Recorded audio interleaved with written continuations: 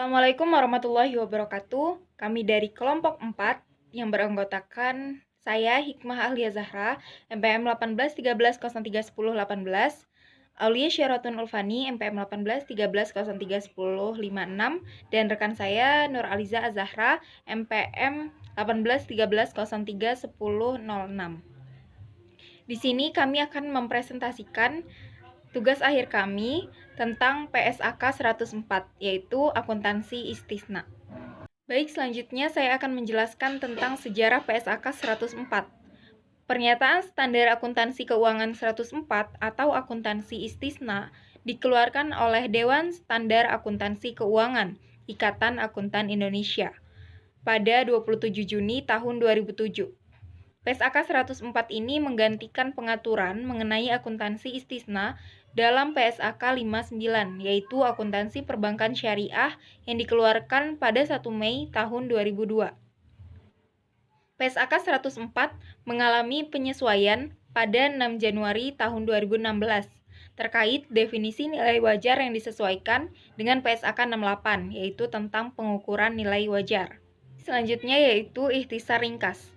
PSAK 104 mengatur pengakuan, pengukuran, penyajian, dan pengungkapan transaksi istisna. Nah, pernyataan ini diterapkan untuk lembaga keuangan syariah dan koperasi syariah yang melakukan transaksi istisna, baik sebagai penjual maupun pembeli. Nah, adapun istisna itu adalah akad jual beli dalam bentuk pemesanan pembuatan barang tertentu dengan kriteria dan persyaratan tertentu yang disepakati antara pemesan atau pembeli yang disebut mustahni dan penjual atau pembuat yang disebut sani. Yang selanjutnya yaitu kita akan membahas mengenai akuntansi untuk penjual, di mana yang disajikan penjual itu terdiri dari piutang istisna. Maksudnya ini adalah piutang yang berasal dari jumlah transaksi istisna sebesar jumlah yang belum dilunasi oleh pembeli akhir. Yang kedua ialah termin istisna, yaitu termin ini berasal dari transaksi istisna sebesar jumlah tagihan termin penjual kepada pembeli akhir. Pendapatan istisna sendiri ini diakui dengan menggunakan metode presentase penyelesaian atau metode akad selesai. Akad adalah selesai jika proses pembuatan barang pesanan selesai dan diserahkan kepada pembeli. Yang selanjutnya ialah akuntansi untuk pembeli. Pembeli akan mengakui aset istisna dalam penyelesaian sebesar jumlah yang ditagih oleh penjual dan sekaligus mengakui utang istisna kepada penjual. Beban istisna tanggungan diamortasi secara proporsional sesuai dengan porsi pelunasan utang istisna. Kemudian yang selanjutnya yaitu adalah yang disajikan oleh pembeli. Dapat dilihat yang pertama itu mereka menyajikan utang istisna, yaitu sebesar tagihan dari produsen atau kontraktor yang belum dilunasi.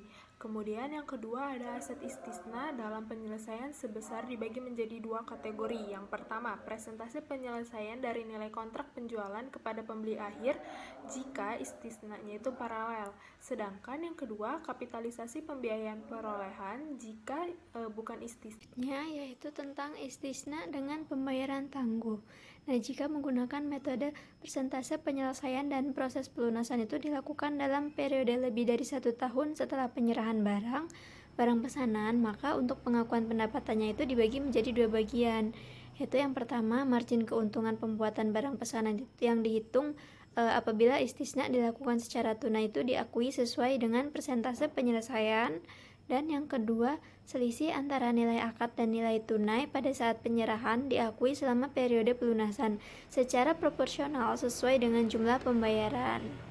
Selanjutnya itu dengan metode akad selesai dan proses pelunasan itu dilakukan dalam periode lebih dari 1 tahun setelah dari penyerahan barang pesanan, maka untuk pengakuan pendapatannya itu dibagi menjadi dua bagian juga. Yang pertama, margin keuntungan pembuatan barang pesanan yang dihitung apabila istisna dilakukan secara tunai itu diakui pada saat penyerahan barang pesanan.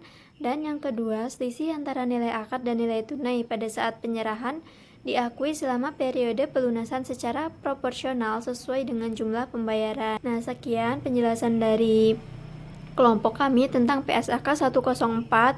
Semoga dapat bermanfaat untuk kita semua. Wassalamualaikum warahmatullahi wabarakatuh.